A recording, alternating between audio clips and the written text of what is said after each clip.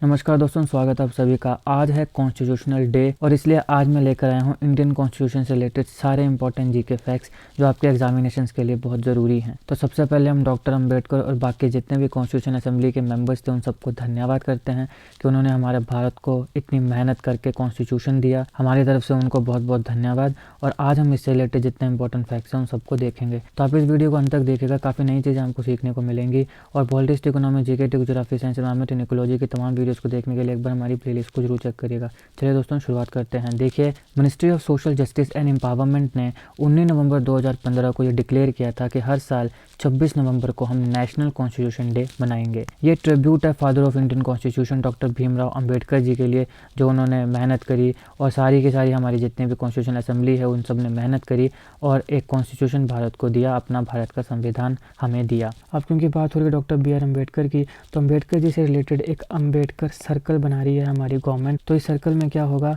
B are Ambedkar ji से related जितनी भी जगहें हैं उन सारों को एक सर्कल में जोड़ा जाएगा टूरिज्म के लिए, कि कोई भी व्यक्ति अगर उन सब जगहों में घूमना चाहता है तो वो घूम सकता है। तो ये अम्बेडकर सर्कल क्या है और कौन कौन सी जगहें हैं, इस टॉपिक को मैंने अच्छे से एक अलग वीडियो में कवर किया है, उसको जरूर देखिएगा, उसका लिंक मैं डिस्क्रिप्शन में दे दूंगा। और doctor B are Ambedkar ji से रिलेटेड सारे इंपॉर्टेंट जीके क्वेश्चंस को भी मैंने एक अलग वीडियो में कवर किया है, उसे भी आप जरूर देखिएगा, उसका लिंक मैं डिस्क्रिप्शन बॉक्स में दे दूंगा। और उसके बाद आप सब जानते हैं कि 26 जनवरी को ये लागू हुआ था और इसी को हम रिपब्लिक डे मानते हैं। तो 26 जनवरी वही डेट है जब 1930 में पूर्ण स्वराज की मांग की गई थी, कंप्लीट फ्रीडम की बात हुई थी। तो इसीलिए हमने 26 जनवरी को चुना था जब हमने भारत के संविधान को लागू किया था। लेकिन इसका पूरा का पूरा ड्राफ्ट जो था वो 26 नवंबर को तैयार हुआ था और इसीलिए 26 नवंबर को हमने नेशनल कॉन्स्टिट्यूशन डे मनाया। अभी ये सजेशन जो था ये एम.एन. राव ने दिया था कि हमारे पास एक कॉन्स्टिट्यूशन होना चाहिए, एक ऐसी बुक ऑफ कोड और एथिक्स जो डिफ़ाइन करे प्रोसीजर्स को, कोड ऑफ कंडक्ट को और एथिक्स को पूरे भारत के हर एक ग्राउंड्स में। तो ये एम.एन. राव थे जिन्होंने सजेशन दिया था कि हमारे भारत का अपना कॉन्स्टिट्यूशन होना चाहिए। ये सजेशन इन्होंने दिया था 1934 में और इंडियन नेशनल कांग्रेस ने 1935 में इसको एक्सेप्ट कर लिया था। बात आई इंडियन नेशनल कांग्रेस की, तो इंडियन नेशनल कांग्रेस से रिलेटेड सारे इंपॉर्टेंट जीके फैक्ट्स को मैंने एक अलग वीडियो में कवर किया है, अब उन्हें ज़रूर देखिएगा। काफ़ी लोगों ने उसको देखा है, मेरे चैनल पर सबसे ज़्यादा वही वीडियो देखी गई है अभी तक, तो आप भी उसे ज़रूर देखिएगा, उसका लिंक मैं आपको डिस्क्रिप्शन बॉक्स में दे दूंगा। हमारे भारत का संविधान पूरी दुनिया का लार्जेस्ट संविधान है, लार्जेस्ट कॉन्स्टिट्यूशन है, ये आपने ध्यान रखना है। लेकिन हमारे कॉन्स्टिट्यूशन का एक क्रिटिसिज्म ये भी आता है कि इसको बैग ऑफ बोरोइंग कहा जाता है। तो ऐसा क्यों कहा जाता है? क्योंकि इंडियन कॉन्स्टिट्यूशन में बाकी बहुत से देशों से कुछ कुछ चीज़ें ली गई हैं। अब इसको हालांकि क्रिटिसिज्म की तरह देखा जाता है कि हमने अपने खुद से नहीं बनाया, लेकिन इसके पीछे का तर्क ये दिया जाता है कि इसमें कोई गलती नहीं है। देखो, बनाया हमने खुद ही है, हमने बाकी देशों के संविधान पढ़े हैं और उसमें जो जो अच्छी चीज़ें हमें लगी वो हमने अडॉप्ट कर ली। तो उसमें गलत भी क्या है? उसमें कोई गलत नहीं है। कोई हमने किसी देश का ऐसा थोड़ी कि पूरा का पूरा संविधान ही एक्सेप्ट कर लिया, नहीं, हमने सारे देशों के संविधानों को पढ़ा और जो चीज़ें हमें अच्छी लगी उनको हमने अपने संविधान में डाल लिया। तो यहाँ पे ये क्रिटिसिज्म भी आता है और ये इसकी जस्टिफिकेशन भी आती है। क्रिटिसिज्म ये है कि ये बैग ऑफ बोरोइंग है, जस्टिफिकेशन ये है कि इसमें बुरी बात भी क्या है, जो जो अच्छी चीज़ें हमें लगी वो हमने एक्सेप्ट कर ली। तो यहाँ पे एग्जामिनेशन की तैयारी करने के लिए आपने इन दोनों चीज़ों को ध्यान में रखना है, क्योंकि यहाँ पे बात पक्ष और विपक्ष की नहीं हो रही है। जब आप स्टूडेंट होते हो और जब आप स्टडी करते हो तो हमारे पास पक्ष विपक्ष दोनों होने चाहिए, ताकि कोई भी सवाल आए, कोई भी हमसे क्वेश्चन पूछा जाए, चाहे वो एमसीक्यू बेस्ड हो या फिर वैसे इंटरव्यू में पूछा जाए, तो हमारे पास दोनों का एक पर्सपेक्टिव होना चाहिए, दोनों आइडियाज़ का, पक्ष और विपक्ष का, ताकि उसका हम एक कंस्ट्रक्टिव आंसर जो है, इंक्लूसिव आंसर जो है वो दे सकें। और जब आप ज़्यादा इंक्लूसिव आंसर देते हो तभी फिर आगे जो इंटरव्यूअर है वो खुश होता है और फिर वो आपको नंबर लगाएगा। तो इसलिए दोनों चीज़ें आपने ध्यान में रखनी है। लेकिन अब यहाँ पे बोला गया बैग ऑफ बोरोइंग, तो हमने क्या क्या चीज़ें कौन से देश के संविधान से बोरो करी। सबसे पहले बात करते हैं ग्रेट ब्रिटेन की। ग्रेट ब्रिटेन से हमने क्या लिया है? ग्रेट ब्रिटेन से हमने रूल ऑफ लॉ लिया, पार्लियामेंट्री गवर्नमेंट ली, लेजिस्लेटिव प्रोसीजर्स लिए, सिंगल सिटीजनशिप ली और कैबिनेट का सिस्टम लिया। सिंगल सिटीजनशिप का मतलब यहाँ पे ये हुआ कि अगर मान लो कोई भारत का सिटीजन है, वो किसी और देश की सिटीजनशिप ले लेता है तो फिर उसकी इंडिया की जो सिटीजनशिप होगी वो ख़त्म हो जाएगी। मतलब यहाँ सिंगल सिटीजनशिप है, यहाँ ड्यूल सिटीजनशिप नहीं है। और दूसरी बात यही है, जैसे अमेरिका है, अब अमेरिका में 2 सिटीजनशिप होती है। एक तो आ गया आपके पास कि एक देश की सिटीजनशिप होगी, फिर एक स्टेट की सिटीजनशिप अलग होती है। लेकिन इंडिया में ऐसा नहीं है, पूरे के पूरे भारत में तुम कहीं पर भी रहो, तुम्हारे पास एक सिटीजनशिप है, that is India, Indian citizenship. तुम इंडियन सिटीजन हो, तुम कहीं भी रह सकते हो। तो ये single citizenship, cabinet system, legislative procedure, parliamentary government और रूल ऑफ लॉ, ये हमने ग्रेट ब्रिटेन से लिए हैं। फिर आता है United states of America. America से हमने क्या लिया है? जो प्रेसिडेंट के फंक्शंस हैं और इम्पीचमेंट हैं। अब क्या फंक्शन है और कैसे प्रेसिडेंट को इम्पीच किया जाता है, इंडियन पॉलिटिक्स के ऊपर मैंने काफ़ी टॉपिक्स बनाए हैं, उसमें मैंने प्रेसिडेंट को भी बड़ी अच्छे से कवर किया है। अगर आप चाहें तो देख सकते हैं, जाइए मेरी इंडियन पॉलिटी की प्लेलिस्ट में, वहाँ पे आपको काफ़ी वीडियोस देखने को मिल जाएंगे। उसमें मैंने वाइस प्रेसिडेंट के ऊपर भी वीडियोस बनाई हैं, आप जाके वहाँ पे चेक कर सकते हैं। तो फंक्शन और इम्पीचमेंट ऑफ प्रेसिडेंट हमने यूएसए से ली है। फिर वाइस प्रेसिडेंट के जो फंक्शंस हैं उनको हमने यूएस से लिया है। सुप्रीम कोर्ट और हाई कोर्ट के जजेस को रिमूव कैसे किया जाएगा, उनका जो रिमूवल है वो हमने यूएसए से लिया है। जुडिशियल रिव्यू है, जुडिशियल इंडिपेंडेंस है, हमारे यहाँ पे जुडिशरी इंडिपेंडेंट है, तो ये भी हमने यूएसए से लिया है। और सबसे इम्पॉर्टेंट फंडामेंटल राइट्स, ये बड़ा इंपॉर्टेंट है, इसको ध्यान में रखिएगा। फंडामेंटल राइट्स ये हमने यूनाइटेड स्टेट्स ऑफ अमेरिका से लिए हैं। फिर बात आती है सोवियत यूनियन की, आज के समय का रशिया। सोवियत यूनियन कैसे रशिया बना, सोवियत यूनियन सबसे पहले बना कैसे, फिर कैसे उसका विघटन हुआ, छोटे छोटे देश बने, यूक्रेन उसमें से एक देश है, और रशिया आज का प्रेजेंट जो रशिया है वो क्यों टूटा, यूएसएसआर का विघटन कैसे हुआ, उन सबको मैंने एमसीक्यूज़ के माध्यम से एक अलग वीडियो में कवर किया है। तो यूएसएसआर यानी सोवियत यूनियन से रिलेटेड सारे इंपॉर्टेंट एमसीक्यूज़ वाली वीडियो का लिंक भी आपको डिस्क्रिप्शन में मिल जाएगा, उसको जरूर देखिएगा। रशिया और यूक्रेन के बीच में काफ़ी समय से युद्ध चला है, तो उसमें मैंने उस युद्ध के बारे में आपको सब कुछ बताया है कि उनका पास्ट क्या है, क्यों रशिया और यूक्रेन के बीच में युद्ध चला, किस प्रकार से इनका विघटन हुआ, और फिर यूक्रेन और रशिया के बीच में क्या वो चीज़ें हैं जिसकी वजह से युद्ध चला। और रशिया और यूक्रेन के युद्ध को मैंने एक अलग वीडियो में भी कवर किया है, अगर उसे भी देखना चाहें तो देख सकते हैं।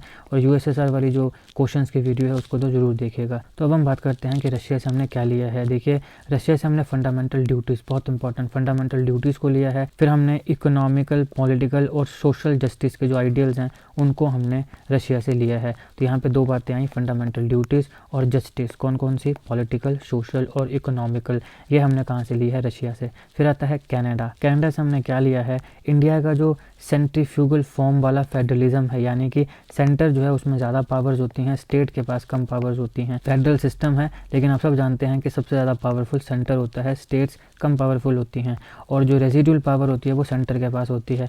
तो ये चीज़ हमने कहाँ से ली है, ये चीज़ हमने कनाडा के संविधान से ली है। फिर आता है आयरलैंड। आयरलैंड से हमने क्या लिया है, स्टेट पॉलिसीज़, डायरेक्टिव प्रिंसिपल्स, ये बहुत इंपॉर्टेंट है डायरेक्टिव प्रिंसिपल्स। एक डायरेक्टिव प्रिंसिपल आता है आर्टिकल 44 जो बात करता है यूनिफॉर्म सिविल कोड की। पिछले काफ़ी समय से यूनिफॉर्म सिविल कोड काफ़ी खबरों में है, इसको मैंने अच्छे से विस्तार से हिस्ट्री से लेकर अभी तक सारी चीज़ें कवर करी हैं, उसको जरूर देखिएगा, लिंक मैं डिस्क्रिप्शन बॉक्स में दे दूँगा। तो ये भी हमने आयरलैंड से लिया है, directive principle of state policies, उसके साथ साथ इलेक्शन मेथड ऑफ प्रेसिडेंट, सब हमने कहाँ से लिया है, आयरलैंड से लिया है। तो ये वो कुछ इंपॉर्टेंट कंट्रीज़ है जिनसे हमने कुछ कुछ चीज़ें ली हैं।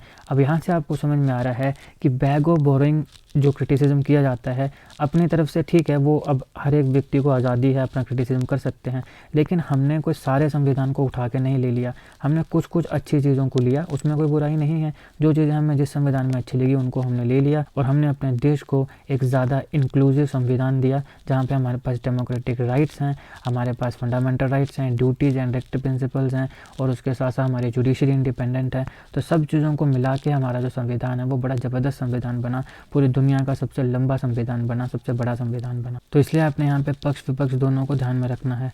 अब यहाँ पे बात आती है कि प्रेम बिहारी नारायण रायजादा, इन्होंने पूरे के पूरे संविधान का जो डॉक्यूमेंट है उसको अपने हाथों से लिखा है। ये बहुत बड़ी बात है, इस नाम को याद रखिएगा, सवाल पूछा जा सकता है। इन्होंने पूरे संविधान को अपने हाथों से लिखा है, ये हैं प्रेम बिहारी नारायण रायजादा, और सबसे पहले इस डॉक्यूमेंट को पब्लिश किया गया था देहरादून में। अब देखिए, इंडियन कॉन्स्टिट्यूशन के जो यूनिक फीचर्स हैं इनको हर पेज में बड़ी ब्यूटीफुली डिज़ाइन किया गया है शांति निकेतन के आर्टिस्ट के द्वारा।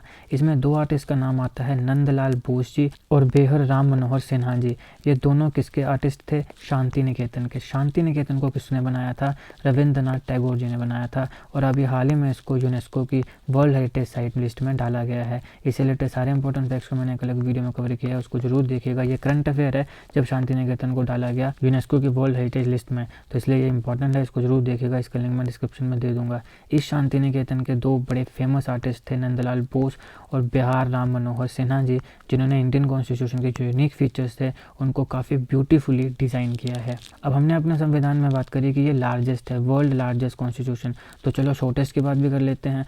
शॉर्टेस्ट कॉन्स्टिट्यूशन जो है वो मोनाको का है, ये है मोनाको का झंडा, और इसमें मात्र 3814 शब्द हैं। इतना छोटा संविधान है मोनाको का, सबसे बड़ा हमारा है। हमारे संविधान का जो फाइनल टेक्स्ट है उसे बनाने में, पूरा करने में 2 साल 11 महीने और 18 दिन लगे थे। 2 years 11 months 18 days, इसको भी आपने ध्यान रखना है। पूरे संविधान को बनाने में कितना समय लगा, 2 साल 11 महीने 18 दिन। कॉन्स्टिट्यूशनल असेंबली ने सबसे पहली जो मीटिंग थी वो 9 दिसंबर 1946 में करी थी। अब ध्यान दो, ये आज़ादी से पहले की बात है। तो कॉन्स्टिट्यूशन असेंबली आज़ादी से पहले बनी थी। पहली मीटिंग कब हुई?